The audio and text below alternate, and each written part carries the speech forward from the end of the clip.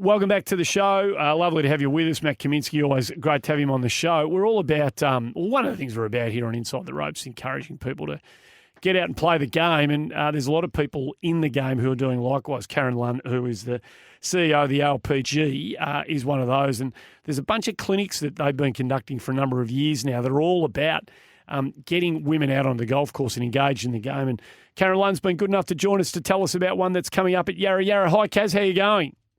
Yeah, good, thanks, guys. How are you? Now, Karen, you've been around the game forever, former touring pro and all that sort of stuff. What's happening at grassroots level with women's participation, do you think? What are you seeing there? Because at the moment, Golf Australia's got the Vision 2025 program running, which, you know, we're very pleased about, and hopefully it's going to have an effect down the track, I suppose, in a longer term. But what do you see happening? Because we saw the numbers come out last year where I think only just on 20% of golfers in Australia are female, which is way too low, I think. So what do you see happening out there at the grassroots? Do you think it's changing? Yeah, I think there's a lot happening. I think that, as you said, with Vision 2025, there's been a lot of energy and funding put into that side of the game, which was definitely needed.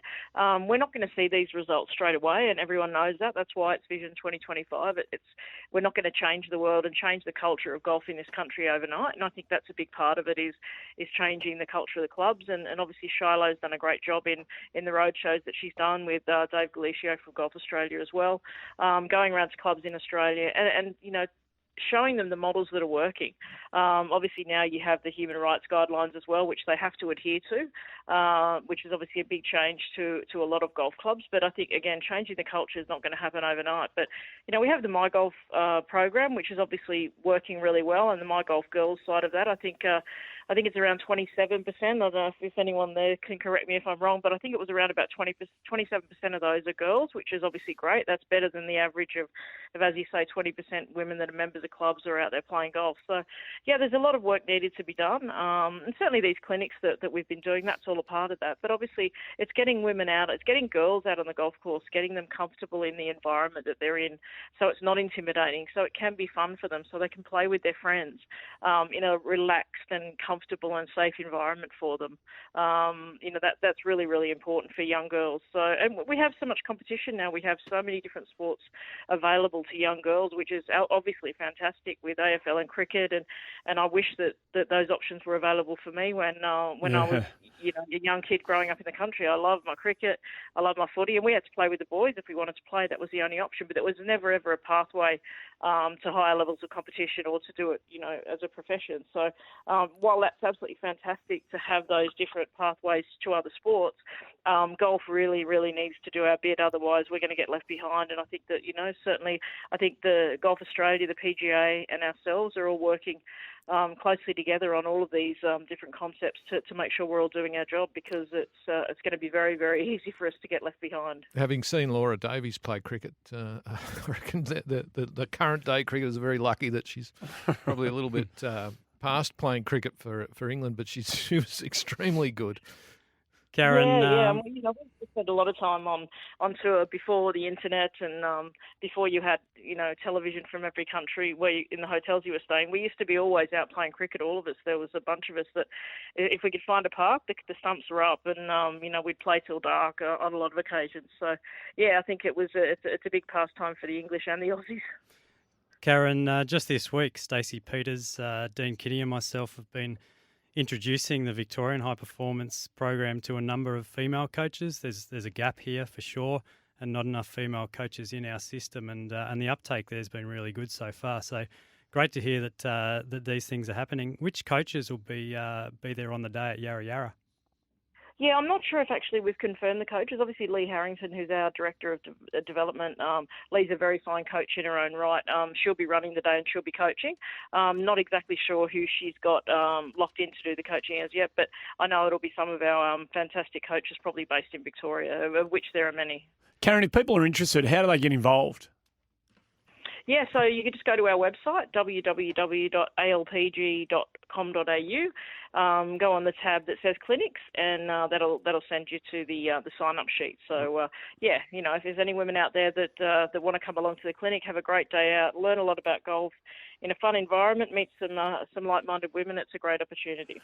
Just before we let you go, there are a couple of eyebrows raised around the place and a couple of hackles raised as well. Hazy got pretty fired up on the show last week about Hannah Green not being in contention at the Sport Australia Hall of Fame Awards last week for the Don. It would have been a hard one to win, but most of us around this table think that she should have been in the mix to be considered. Did you get a bit fired up when you didn't see her name in the mix? Yeah, I was a bit fired up. I think a lot of people probably were when you look at when Adam won the Masters, he actually won the Don Award. When Jason won the PGA, he won the Don Award as well. So I think for Hannah not to be nominated was really disappointing. But I think again it shows. I think while in golf we engage our golf fans really well. I think outside of golf, there's some work that needs to be done. We know the limited exposure that women athletes get in the media, and I think that somehow we need to find a way to crack that mainstream media, not just the golf media, because it's at the end of the day, if the selection panel didn't know that Hannah had achieved this and it wasn't written about enough, and when you compare it to Ash Barty and what she did, they're not going to vote for her. From what I understand, that process, that it wasn't actually a nomination process. It was the committee actually just decide on the finalists. And yes, I'm sure maybe they knew that. I can't believe they wouldn't know that she did it. Yeah, it was actually on the front pages of the newspapers at the time, on the day when she did it. That's a huge I thought it got a huge run. It's a massive oversight, Karen, I reckon. Okay, that's good to hear. You guys in Melbourne, so you get much better coverage down there than we do anywhere else. Yeah, no, it was really disappointing. It was disappointing for her and for fans of the game here in Australia. I reckon it was. I reckon they'd admit they made a bit of a blue, and it was a bit of a gross oversight, really. At the end of the day, let's make sure to get. Admit that. Hey. I said you'd like to think that they would actually admit that now. Yeah. That it probably was a gross oversight. Yeah. But I just don't think the golfers in general in that Sporting Hall of Fame, if you look at the number of golfers that are in there and are recognised, there's not that many. So, perhaps as golfers we don't get as good of a run as some other sports. But no, it's hugely disappointing. And especially for Hannah, she's had an incredible season and she's going to be there in the Olympics probably with Minjee next year. And they've both had great seasons. And even for Minjee not to be nominated as well, forget Hannah won a major. Minjee's, in the top, she's been in the top 3 in the world all year. She's dropped a little bit now, but certainly her performances on the ALPG tour, could see her being nominated also. Well, let's might have to get you on the judging panel. Let's make sure next time we're all in this situation, let's just make sure we raise our voices a little louder next time and make sure that we're all heard, because it deserves to. Hey, Karen, we better get a wriggle on. Thanks for joining us. Good luck at Yarra on the 28th and continued success with those clinics, and look forward to catching up with you again soon. Thanks for your time. Yeah, you're welcome, guys. Anytime. Thank you. Good on you.